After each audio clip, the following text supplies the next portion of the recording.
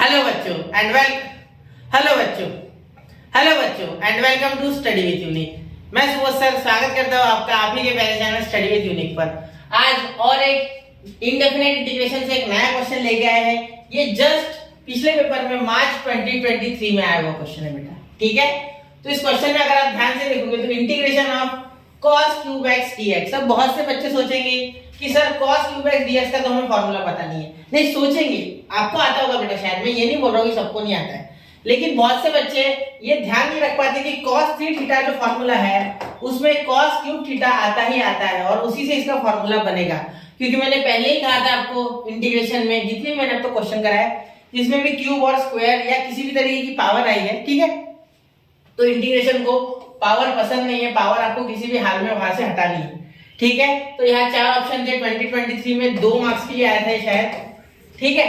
चलिए तो सॉल्व करते हैं क्वेश्चन को। तो मैं क्वेश्चन को छोटा करने जा रहा हूँ, एक बार स्क्रीनशॉट निकाल लेना, ठीक है, हो गया। चलिए तो अब मैं इसे सॉल्व कर रहा हूँ। देखो इधर i is equal to integration of cos cube dx, ठीक है, शायद आपको दिख रहा होगा ये पूरा, ठीक है, ध्यान देना, थोड़ा नोट करते चलना मेरे साथ चाहिए। तो अब यहाँ आपको सबसे पहले तो फॉर्मूला आना चाहिए cos 3 थीटा का, cos 3 थीटा, ठीक है। तो यहाँ हो जाएगा बेटा 4 cos क्यूब थीटा, ठीक है, समझ गए, माइनस 3 cos थीटा, समझे।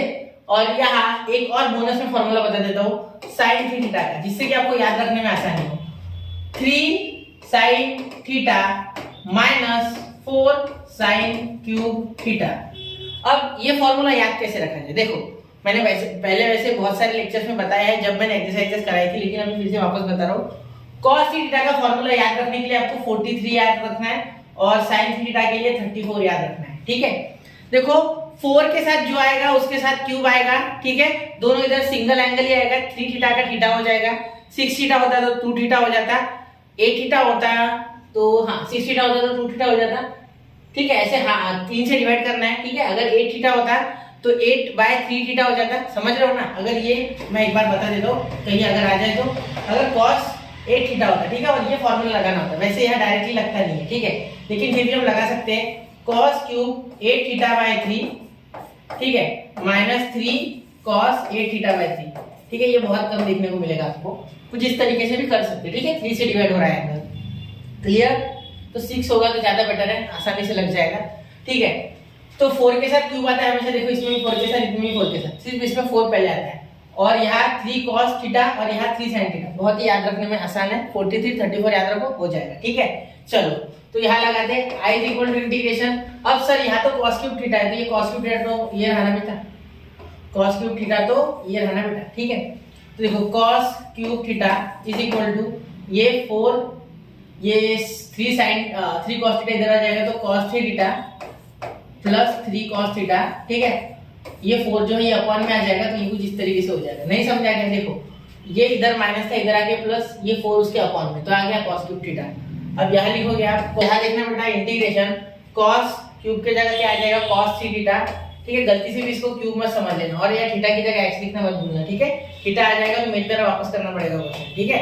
चलो प्लस यहाँ हो जाएगा 3 cos थीटा यानी 3 cos x अपॉन 4 दोनों में बांट दो, इधर भी डिनोमिनेटर सेपरेट हो जाएगा, ठीक है। अब यहाँ dx, तो देखो i इक्वल टू इंटीग्रेशन 1/4 तो कांस्टेंट है, बाहर भेज दो, integration of cos 3x dx plus integration of 3/4 constant है, बाहर भेज दो, ठीक है, इंटीग्रेशन cos x dx, ठीक है। यहाँ ध्यान देने वाली बात यह है बेटा कि आपको i equal to integration of cos 3x को लिखते समय ध्यान देना है कि यार इसका इंटीग्रेशन sin 3x होता है, सब जानते हैं, integration of cos x sin x सब जानते हैं, ठीक है। लेकिन यहाँ बेटा एक दिक्कत है, यहाँ 3 है, यहाँ भी 3 आ जाएगा और इस 3 को डिफरेंशिएट करने में नीचे आपको मेहनत लगेगी, मतलब d dx और 3x करना पड़ेगा। ये याद नहीं रहता है बहुत से बच्चों को, बहुत से बच्चे cos का sin 3x लिख के छोड़ देंगे, जबकि d dx और दिस 3x करना होता है। तो यहाँ इसका डेरिवेटिव 3 आता है, जिसके कारण यहाँ नीचे 3 आ जाएगा, ठीक है। ये याद रखना, ये स्टेप इंपॉर्टेंट है। चला कर लो नोट, ठीक है, हो गया, चलो हो गया, ठीक है। यहाँ देखो प्लस 3/4 cos x का क्या हो गया बेटा sin x, ठीक है, और यहाँ प्लस सी साथ में, क्लियर, क्योंकि ये डेफिनेट नहीं है, इंडेफिनेट इंटीग्रेशन है। हाँ बहुत से बच्चे बोलते हैं सर इंडेफिनेट की वीडियो डेफिनेट की वीडियो बनाओ, मैं आपको एक बात बताना चाहूंगा कि अगर आपको डेफिनेट आता है ना, इंडेफिनेट आता है ना बेटा, तो डेफिनेट का हर सवाल आपसे हो जाएगा, ठीक है। सिर्फ आपको प्रॉपर्टीज आ जाए तो डेफिनेट का हर क्वेश्चन खत्म। और डेफिनेट में बहुत से क्वेश्चन ऐसे जो बड़े बड़े दिखते तो है लेकिन है नहीं, क्योंकि प्रॉपर्टीज यूज करके बहुत आसानी से हो जाते हैं। इसलिए इंडेफिनेट आपको स्ट्रॉन्ग करना है, ठीक है। मैं तो सारे टाइप के लेक्चर बना रहा हूँ, ठीक है, मुझे जो मिले वो, ठीक है, जो मुझे इंपॉर्टेंट लगते हैं वो सारे क्वेश्चन मैं करा रहा हूँ। और मैं तो ये कोशिश कर रहा हूँ कि पहले आसान क्वेश्चन कराऊं, जिससे कि वो बच्चा भी पढ़ पाए जिसने आज तक कुछ नहीं पढ़ा, सच बात, ठीक है, उसे भी इंटीग्रेशन आ जाए, ठीक है। तो sin 3x/12 plus 3/4 sin x plus c, ठीक है। लेकिन मैं एक बात और बोलना चाहूंगा कि ये सफिशिएंट नहीं है बेटा, ठीक है, ये सफिशिएंट नहीं है। ये क्वेश्चन इतने 5-5 10-10 मिनट में नहीं सीखा जाता इंटीग्रेशन। एक्चुअली अगर आपको रूट्स में जाना है ना इसके, तो आपको पहले फील लेने के लिए मेरे जो 20 से 21 लेक्चर है वो देखने ही पड़ेंगे। अगर आप वो देख लेते हो तो आपको और इसका फील आएगा। और अभी समय है, देख सकते हो, देख लो, जितना हो सके उतना कवर करो, ठीक है। हाँ चलो, यहाँ तो सीखो ही, वो कोई बात नहीं है, ठीक है। ये तो IMP है बोलना, अगर आपने कहीं सीख रखा है तो कोई टेंशन नहीं, ठीक है। ये पहला क्वेश्चन शायद आंसर है, पहला ऑप्शन सही है। देखो 1/12, ये 1/12 यहाँ तो कुछ नहीं आने, 1 होगा ही, ठीक है। 3/4 sin x, ये सही है, ठीक है। ऑप्शन है एकदम करेक्ट ऑप्शन, ऑप्शन है करेक्ट है, क्या है करेक्ट, ठीक है। चलो तो मिलते हैं अगले लेक्चर में बच्चा, पढ़ते रहे, आगे बढ़ते रहे। जय हिंद, जय भारत, नोट कर लेना।